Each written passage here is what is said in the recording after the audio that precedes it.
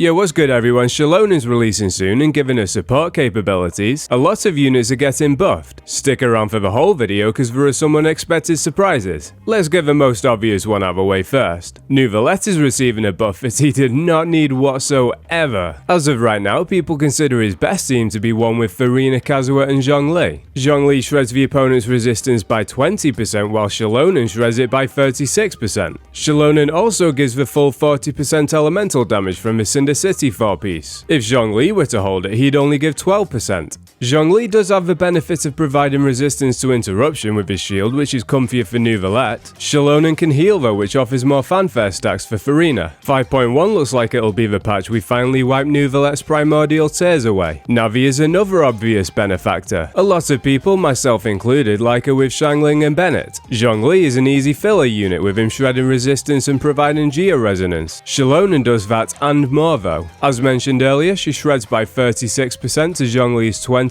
buffs geo and pyro damage in this team by 40%, and if you go for a weapon, she gives the team even more elemental damage. If not, then Favonia's sword's still going to give the team some much needed energy. You can also swap Xiangling and Bennett out for Furina and Yelan. This may have introduced issues with Zhongli as he doesn't heal to counter Furina's bleed, but Xilonen does, so it's all good. Running Furina also means you can give Navi a 4-piece Marechaussee Hunter. Because I don't have Navi's signature set, that's a big benefit to me. The last of the three main characters I feel benefit from Xilonen the most is Furina. Furina likes cake, Xilonen's got cake. It makes sense that they synergize together. You'll see throughout the rest of the video how strong a core they are though, because almost every time you pair Xilonen with someone else, Furina ends up being perfect for the flex slot for her off-field damage and her buffs. Xilonen heals quick in big increments for her fanfare stacks, and the pair not only bring a lot of buffs for whoever you put on field, they also enable them to hold 4-piece Marechaussee if they don't already have a set. Naturally, you're going to find non-attack scalers benefit a lot from Xilonen, because they don't have a Bennett who can buff their stat. Defense scaling characters have Goro, but we don't have many defense scaling units. There isn't a HP buffer, so that's why you're going to see a lot of them paired with Xilonen going forward. Let's get some more interesting units in here. As of right now, Nilou works as a Bloom support, but the other half of the kit revolves around her being the on-field DPS. There aren't currently enough supports to enable strong Nilou reaction teams outside of Bloom. Hypercarry teams rely on all three of the other units benefiting one. With some characters like Raiden, there are already 3 units that can enable hypercarry playstyles. Raiden has Kazuha for his buffs and VV shred, Sarah for attack and crit damage from a C6, and Bennett for more attack. Nilou scales off HP, so as of 5.0 doesn't have a buff and sustain unit like Bennett. The closest is probably Zhongli with his 20% resistance shred.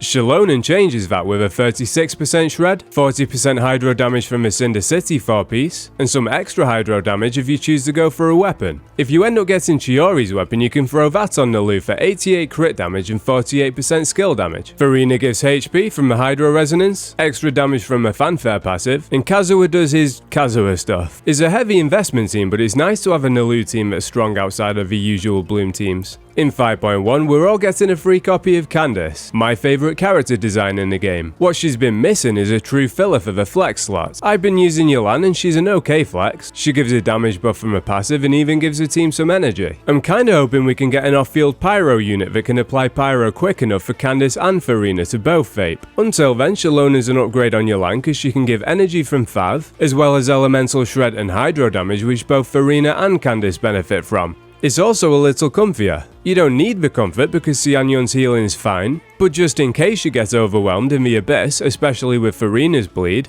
it's nice to have that extra layer of healing. It also gives Furina more fanfare stacks than you were getting with Yelan in the team. I've seen arguments about whether Xilonen pushes Kazuha down the meta or just straight up deems him irrelevant. I think people are exaggerating slightly and they actually remind me of the people who asked does Yelan power creep Xingqiu. I consider Kazuha and Xilonen to be two cheeks of the same ass. They work well together. A lot of the hypercarry teams in this video revolve around them. Neuvillette and Furina, Nilou and Furina. There are others too like Raiden and Sarah, Arlecchino and Bennett, Shenhe and a cryo DPS if she ever gets a rerun. 然后把我们整个原神和原神项目组都贬得一无是处。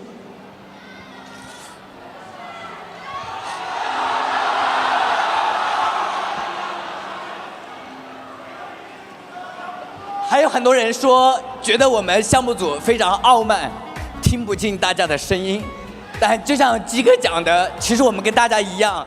I saw some people in my comments struggling to build teams for Mualani in 5.0. Xilonen's going to help a lot with that. Firstly, you can go with Xiangling for Pyro application, one of Farina, Candace or Mona for the Hydro Resonance, then Xilonen's going to apply all of her shreds and buffs. I heard Xilonen can work in the Hydro Flex slot too, but I haven't tried it myself. If you have tried it, then drop a comment letting us know if it actually works. Nahida can work there too for her Elemental Mastery buff. For those that don't want to run a million energy recharge on a Xiangling, which is completely understandable, you can swap her out for Kazuha. Along with Farina in the side, you're going to be dealing a lot of damage. It's a nice single target variant of the Nouvellette team. Some of you might not remember, but Natlan units come with a passive that says they get benefits from other characters triggering Night Soul Burst. Mualani's passive is that she gets extra burst damage scaling off her HP when party members trigger Night Soul Burst. It can stack 3 times, but it's removed every time she uses a burst, so it's likely you're only going to get 1. It's still nice though and worth a mention. With Kachina being another Natlan unit, it's worth mentioning her too. Xilonen's weird for Kachina because she directly power creeps Kachina's one use of being a Cinder City holder without actually having a kit outside of that. While Xilonen sends Kachina to the Night Kingdom a second time, she also pulls her back out by providing her with a somewhat usable team. Farina is always providing buffs and off-field damage, Xilonen doing her shenanigans. This leaves room for a flex. We want for Kachina to spam her attack when she jumps into a Beyblade and starts smashing things up, but this only has a short duration. Personally, I think Mona fits the flex role well. Ideally, at some point during Natlan, we'll get another unit that can deal some off-field damage with their own buffs. Then this team can start popping Night Soul Bursts to benefit each other. Kachina gets 20% geo damage from Xilonen popping hers, which is nice. Until we get a better flex option, Mona's at least given the Hydro Resonance to push Farina's damage higher.